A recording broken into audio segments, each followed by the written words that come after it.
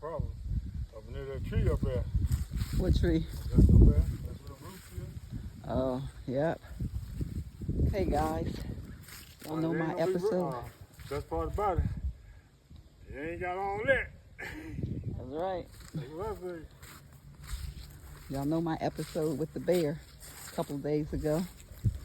So today begins Operation Electric Fence. So we put in poles all the way up to the front of the property. And then of course still have that to do. But for now, this is all, well, I'm going to come back through and put the yellow insulators on. And then we're going to pick back up another day. I wanted to use all 8-foot poles, and I went online, and about 10 stores here, well, within an hour and a half of me, out of 10 stores, only 3 of them said they had 8 feet T-posts. I got to the first one, they only had 25.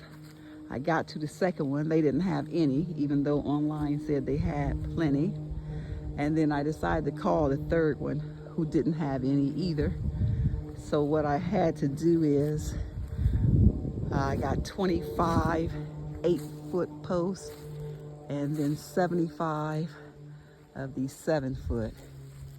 And I'm using the 8-foot up here where the deer and the bear come in at the majority of the time.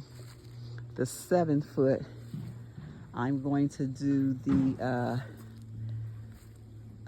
double wire back behind it to look like it's in 3D for the deer so they don't try to jump it.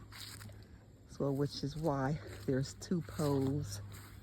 You'll see 2 poles there and 2 there, which actually those smaller ones, I think they're only 4 feet. They were there, or I don't know how big they are. They're shorter than the 7-foot, but they were actually there. I was going to actually trellis my blackberries across these poles, and I had a shade cloth on this at one time for privacy, because the owners of that back there loves to throw junk in the woods. And in the fall time, when all the leaves are gone, you see all that garbage laying back there. So I had a big 8-foot tall shade cloth back here blocking it.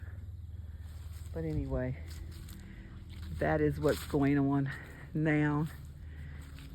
Let's go up and do, you see where this pink box is on top of my Hive 365. That is the hive that the bear got.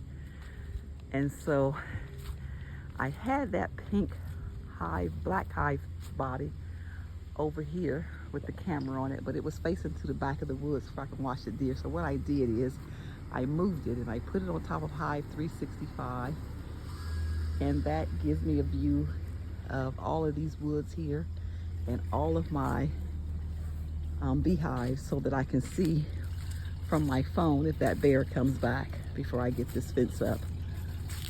Now, I wasn't able to put my citrus inside of the gate because of the way it's in the woods, and I didn't want to be in there trying to keep those branches off of the fence, and I didn't want to risk the fence being shorted out. So I'm hoping that nothing bothers my citrus. And you see, it's not a straight line, because I also had to consider being able to get my riding more in between these spaces so that I can keep the grass cut. Also up here, I'm leaving an open space so that I can drive my vehicles back here when I'm pulling honey, and in case any of the companies need to get their trucks back here to do any work.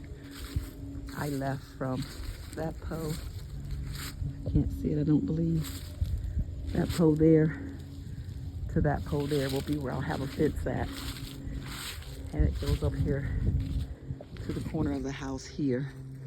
So guys, I'm tired of dealing with deer. I'm tired of dealing with bear. There's some plants I'm going to have to relocate because the fence kind of goes into them. But I think that's a small sacrifice to make, considering I won't have to deal with bears or deer on my citrus trees or my bees. Okay, just wanted to make a video real quick. Thanks for watching. I'm out.